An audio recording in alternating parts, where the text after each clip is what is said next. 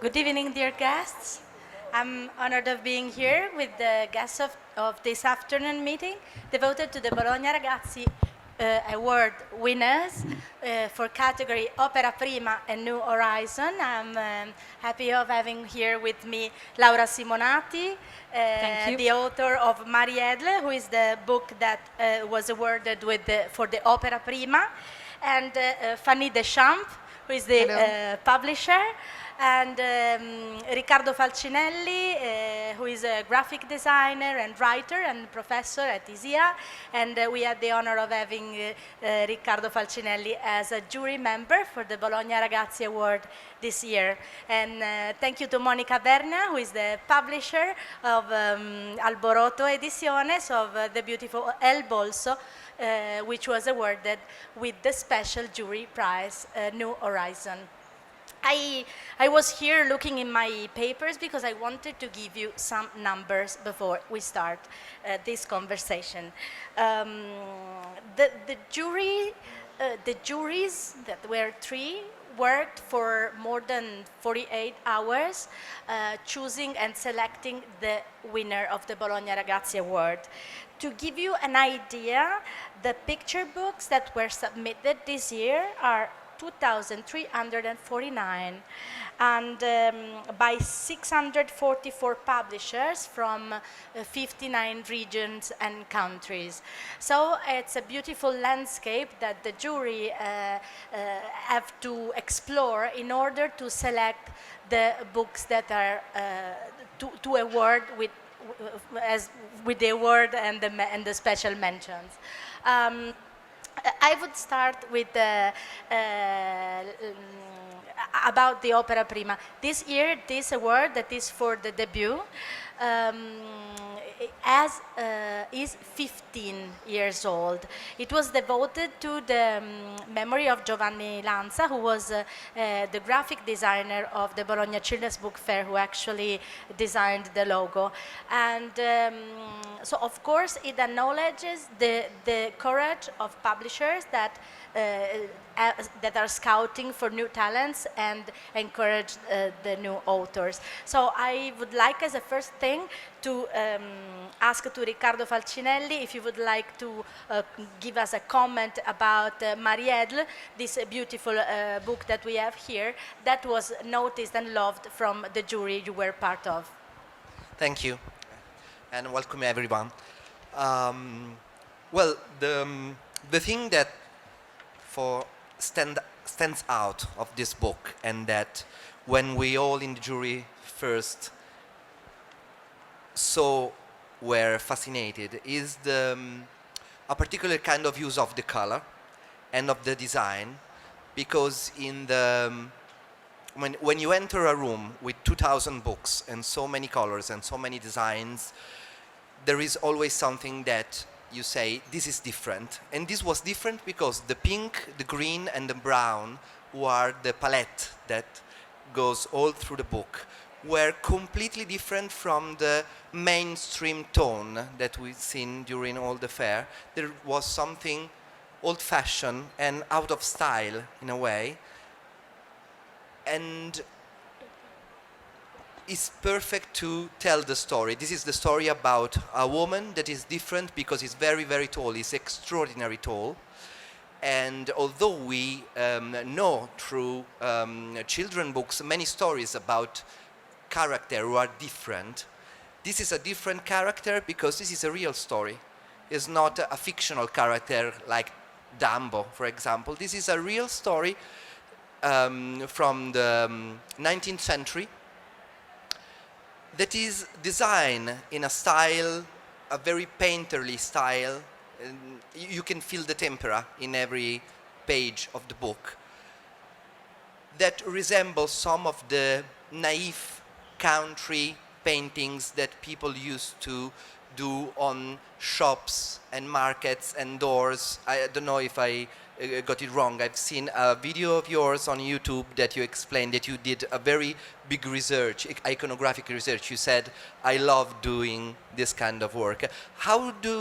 Where do these colors and design come from? Okay, thank you. I will try to answer this very wide question.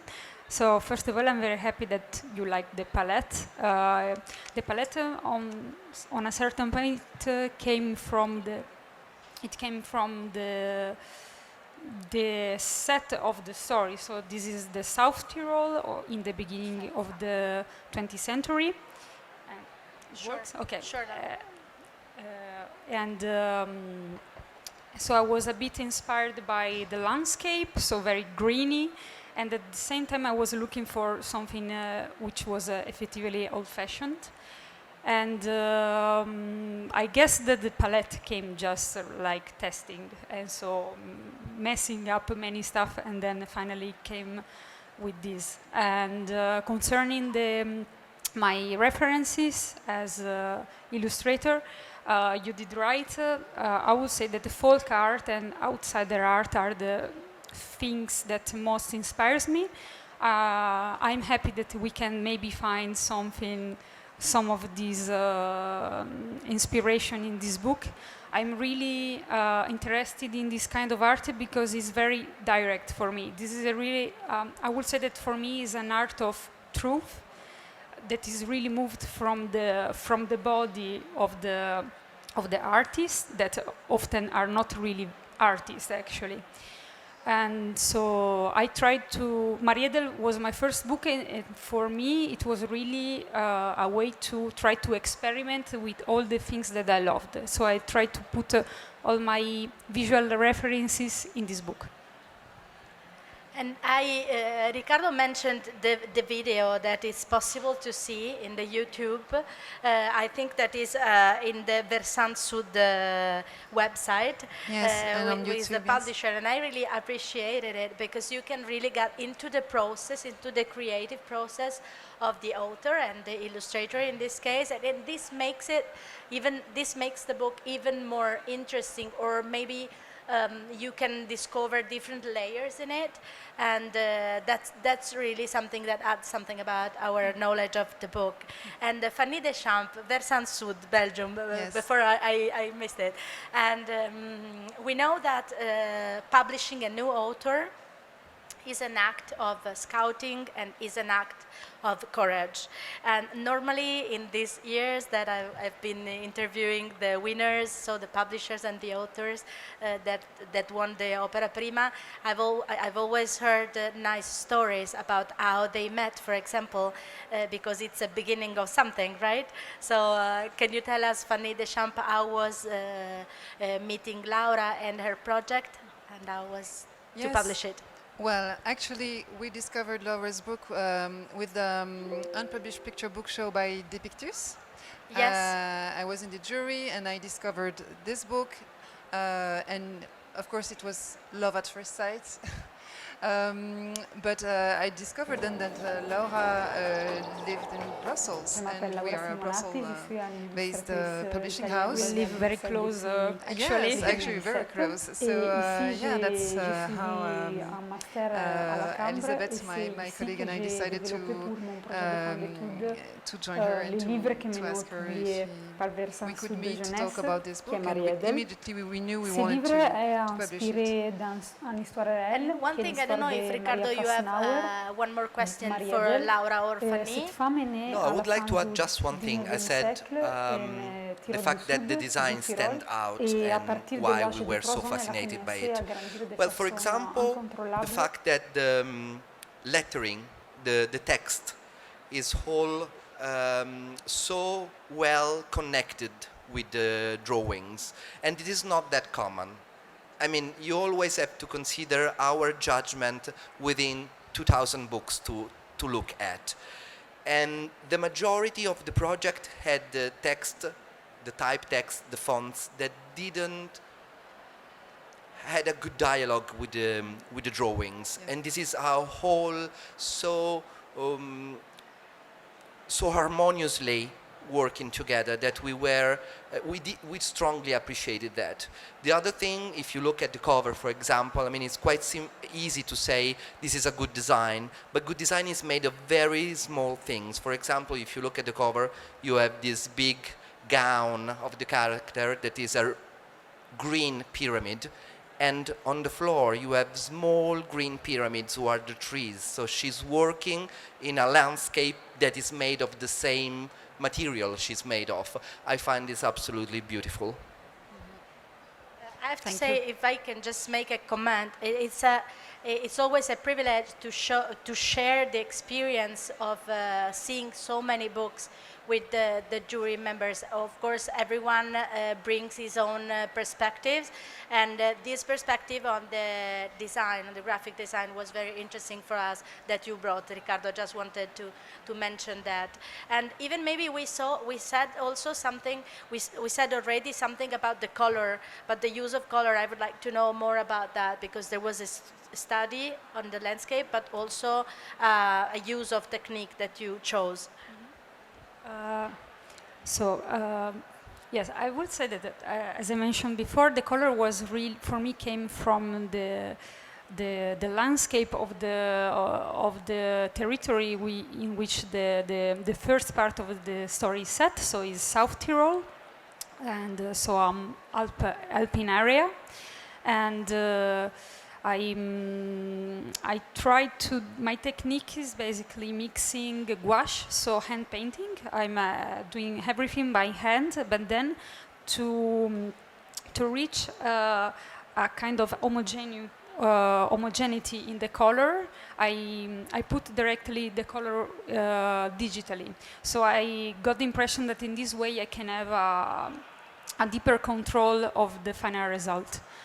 And I wanted to add something about the text, which is, as you can see, also handwritten. I'm very happy that you like it, because I also notice many times in picture books that the illustration and the text often don't really match each other. They look like separate words that are just put together.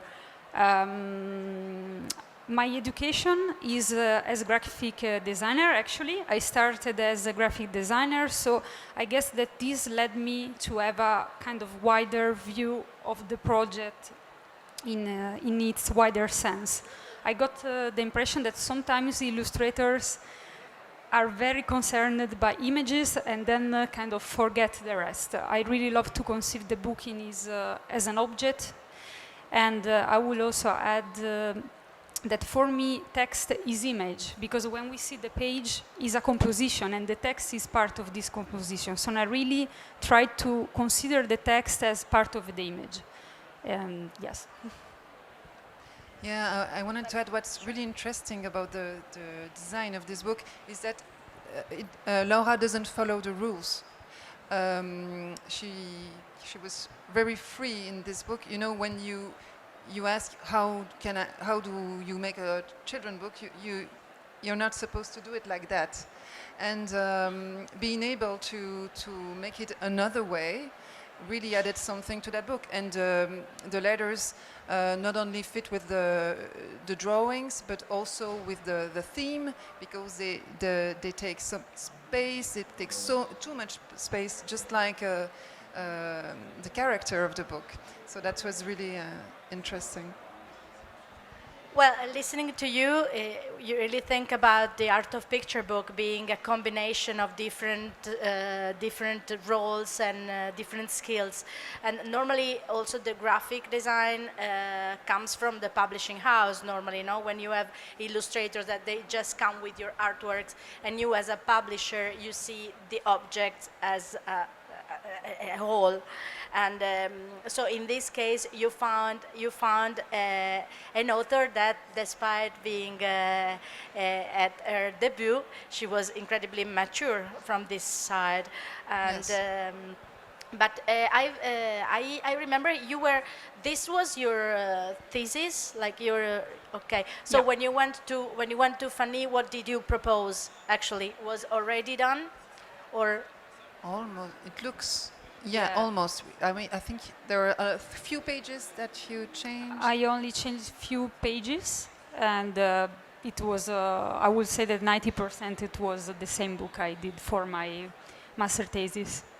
we worked on the text, of course, because it's in French. And yeah, I had to rewrite all the text in French. The first version was in Italian, so of course this is a part of the work as well. But I love to do it because I consider really it as a wall, as you said. So I love to have to put my hands also on the typography. It popped up among the others. And just one note. Lately, we've been talking about the Roald Dahl's affair, and the willing of someone to clean up children's books from contents that are not for children and stuff like this. And this is a really perfect inspiration to maybe to think a second about that, because this is a story of someone that is so gigantic that she's ugly, she's considered ugly, and she considered too strange, and she has to struggle to find her place in the world. And what I really, really admired of your work is that this drama, this tragedy, because it's a very sad and dramatic thing, is like solved in a sort of lyrical atmosphere. So it's never too dramatic, and in itself is a life story, is a Bildungsroman. So everything is like very dynamic, and in this way, it's a story that it's worth to know, because it's a story of any one of you who has maybe an hidden giant, no, that maybe nobody see, but you are different even if other doesn't know. So also this was it's a poetic statement. I mean, also to debut with a book like this. And so what are the books that you like and that you're gonna do also tomorrow? Oh, okay. Difficult question. Thank you already. It was effectively an hard topic to carry. In the beginning, I was very fascinated by the story, and so the topic of being and feeling different went after, let's say. But so the question is more the kind of books that inspires me. Yes, or also that you are going to do. What is a good book for you, a good story for you? If this is your debut, I'm very curious to know what's your poetic about stories. I guess that, of course, my style, poetic, and view of the world and of the picture books is still going on. Of course, I'm still questioning it and building it. I don't have precise ideas of the next work I want to do as a picture book maker, let's say. For sure, I would love to keep this kind. Maybe the graphic style will change a bit, but I would love to keep a direct language, a language that is not too much perfect or refined. I really love the idea of doing something irregular, how to say, a bit instinctive, with the instinct. I also love the idea to experiment with typography, so I guess that I want to try to follow this direction, in the sense of doing something direct and trying to think as a non-professional, let's say. As I said before, I'm very fascinated by outsider art and folk art, and really, of course, it will never be the same, but I want really to try to keep my inspiration from these pure sources, let's say, in this kind of images. And Fanny Deschamps, receiving the award, made something move, like the book is already been sold in other countries. Can you tell us? It's early, it's the first day of the fair. Well, there are a lot of interest. Nice. I'm not going to talk about it because I'm not. But you can nod. It's not my. I don't have to make announcements because it's not mine to make. But yes, sure, a lot of interest of the book, and it's great because I think it's not maybe the easiest books to publish because it's so bold and so different, and it's great that this kind of book is held by this kind of Award. Because it will be translated, and it's such a good news. Great, great, good news. Great, congratulations again. And now I'd go to the New Horizons Special Jury Prize. This is a prize that the jury can award or not. They can choose either to awarding or not. They did choose to award it, and to El Bolso, text by María José Ferrada, that we know for the beautiful poems also. Yes.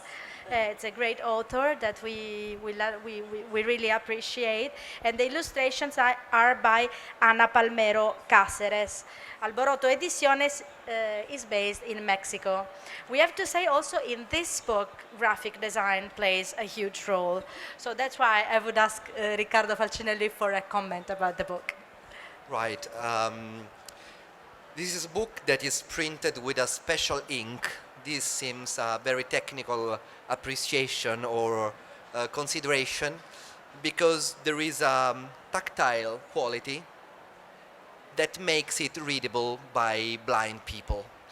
But what I found fascinating about the book, and that I discuss a lot with other members of the jury, is the fact that this is a book that tells a lot to children who can see.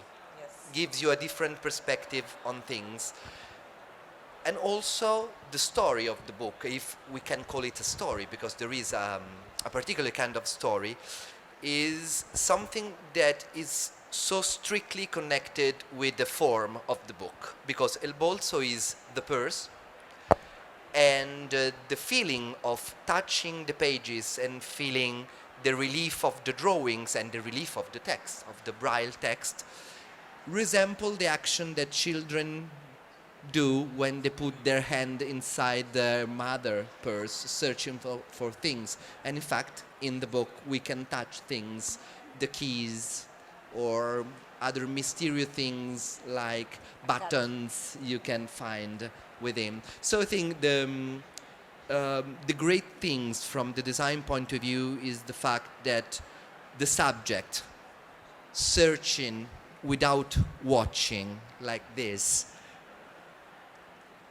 has direct form in the shape of the book, in the shape and the design of the pages. It's all well connected. Everything is all well connected. I think when you have to decide which book tells you more from different planes, different perspectives, you have to consider the story, the materials, the design, the colors, I mean all the different aspects that make this object material object. We are not judging an app or a video or something that is just in the digital realm. And this was the perfect case, I think. Thank you very much. Monica Berna. Yes, well, thank you all of you to be here. I am so happy. It's not just a book, not for me. It's a work for more than 20 years. I've been in the research of make a book for blind children. And I don't make it alone. I have been working for a while with María José Ferrada. We have already more than 20 books together. And with Ana Palmero, I have been working for more than 30 years. So we were researching this idea, how we can approach to blind people. I don't have a blind child, but I understand how difficult it is to have a disability, because I have a boy with disabilities, but he's a big, young, handsome man. But when he was little, it was very, very difficult because nothing is prepared for them. I am old now, I have 60, and I decided to make something for them, a book that matters. So I have my company, and I decided to begin with this book. But it took us 3 years before we we realize it. It's very, very difficult because we make one image and then we go, if you can pass the video, yeah. We make one image and we make it about 20 times before we get the image. Because we need that this image is the properly image for blind children. And after that we have decided to make the book for blind children, we understood that there is not only a book for blind children, but also for the other children who need to understand how blind children need to see. Well, they need to see with their fingers. So what we propose is that everybody, a family, need to read this book with their fingers. And it's magical because it works, but it's not easy. It's very difficult. In fact, the technology hasn't changed in 20 years, but our knowledge has. So we're making better books with the same material, with the same technology, but with a lot of, we propose to do it every single day to change it. So we make one book and we change 2 years later to another book, the same book, and we change it and we change it. Each time for us is, each time that we discover something, we change it again. So I was telling you that this book began with the Black Book for Colors 17 years ago. And we made that book once again, and we have about 25 different editions. And after I make another book also with María José and Ana called Animal, and it works, but we didn't like it now. We are making again. We have changed all the images, and we make the purse for more than 5 times. And we're changing and changing and changing, discovering that we can always make something better. So it's not that one. Oh my God. Okay.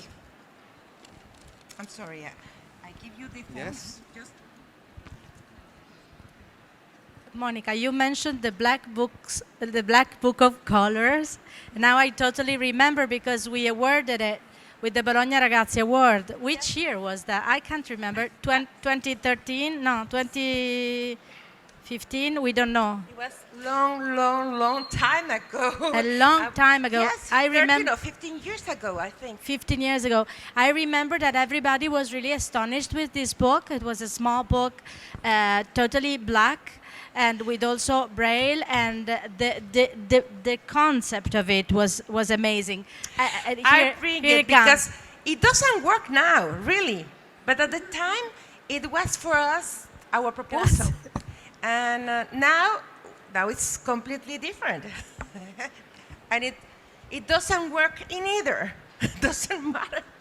We just make this year really a new edition that I can't bring it because it was just in the same time of the fair. In print. And now it works, okay?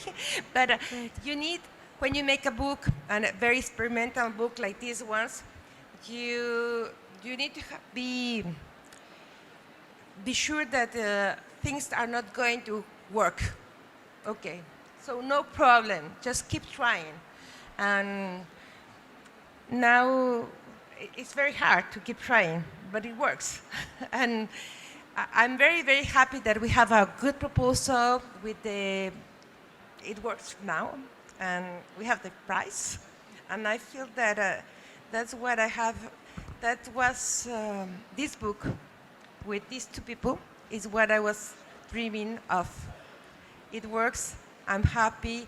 Children, blind children, and other children going to enjoy it, and it's going to be in many families. And I think I have done my work. I can be retired now. I think it's a great book, and really I want to congratulate. It's beautiful. Thank you. It's beautiful to hear to all the research that that there's behind children's publishing, and that's why I really love the community and your work, like all the different combination among the different experiences, so the authors, the illustrators, the publishers, and the research that is going on. I remember that book, that little black book, it was really something for us. It was, you know, like witnessing a process of research that has very solid basis, because when we think about Bruno Munari's idea of a book, what would he say? That the book is an experience for a child, and first of all is an experience for his senses, so for his hands. And I have to say, I don't normally do that, but Monica, I want to share this with you and with all of you. I was reading the book with my child. She's not 3, she's almost 3, and the beautiful thing was that first it works. You know it does, the jury knew, but the nice thing is that after reading El Bolso, she would give a try with her hands on the other books, so feeling the materiality of the book, so being aware of the art of picture book being an art of design objects, as we were saying. That is not an easy thing. It's not. It's an important aesthetic lesson, I think.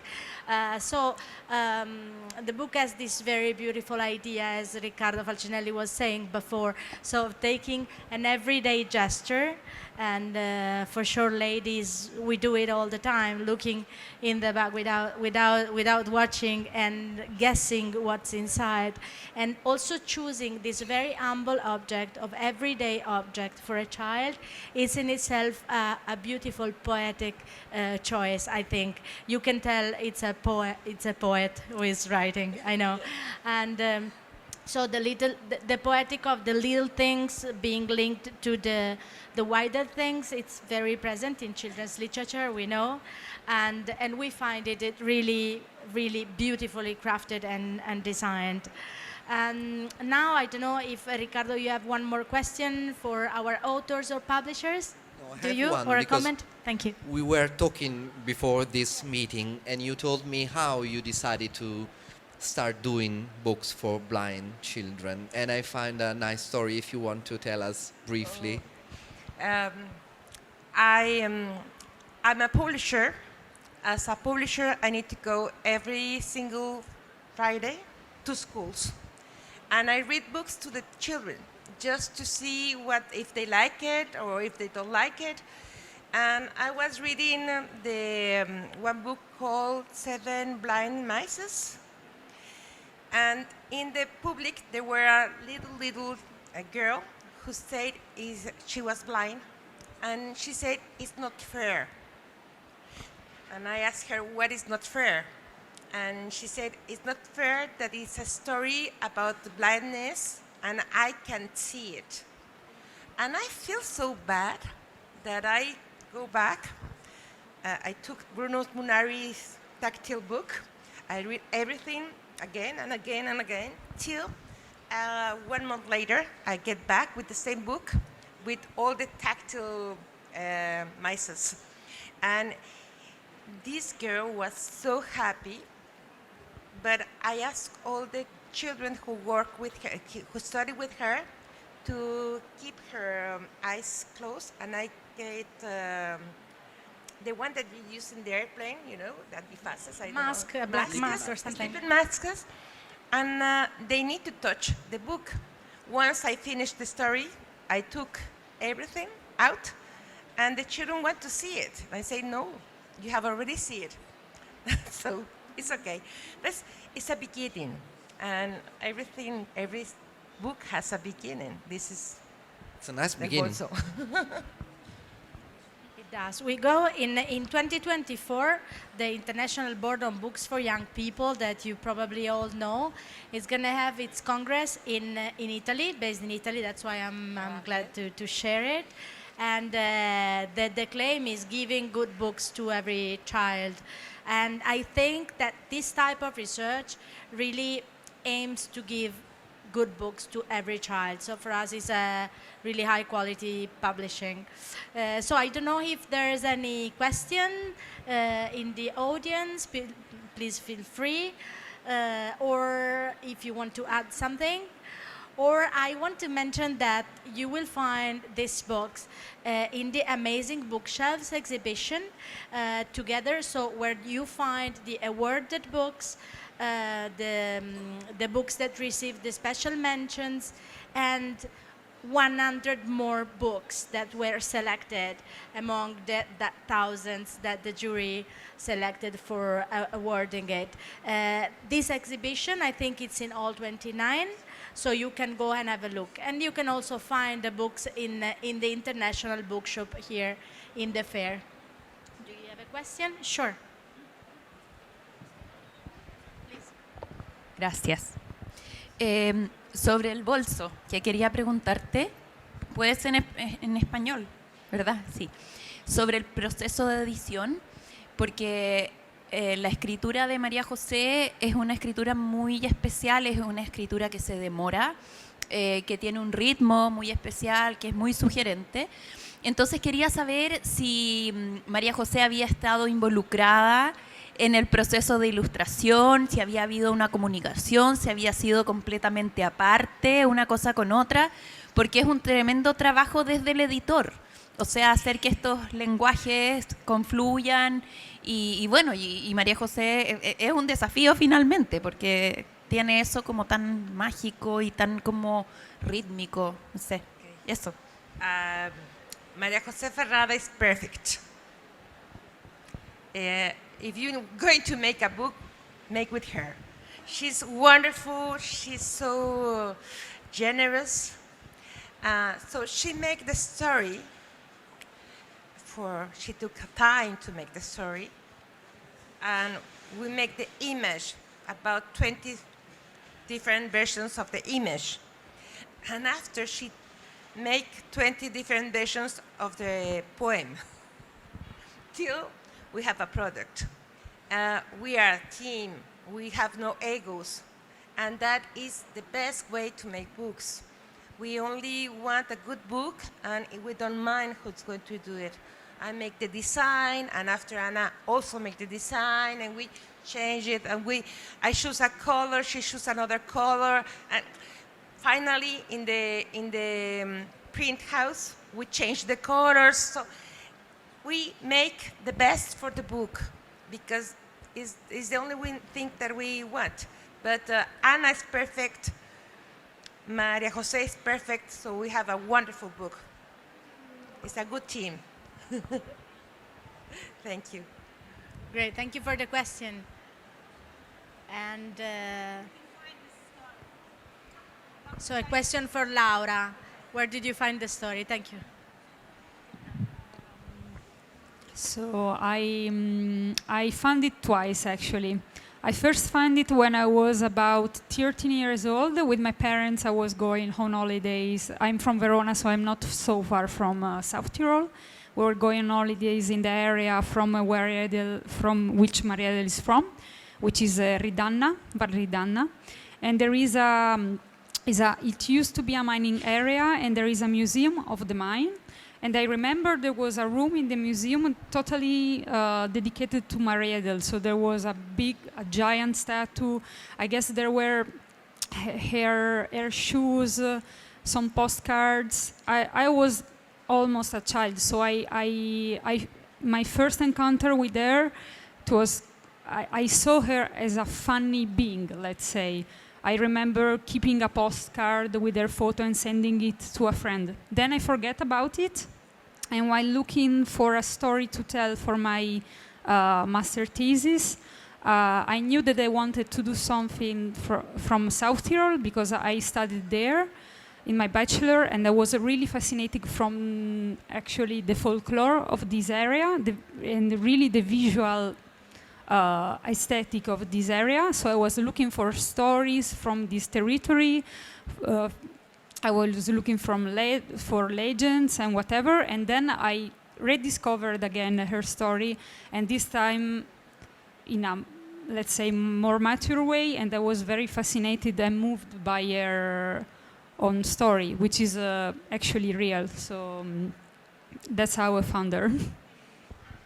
Okay, so I want to congratulate with you once again. Thank you for being here. Thank you to Riccardo Falcinelli for joining us. And have a good fair. So enjoy the rest of the fair. Thank you for coming.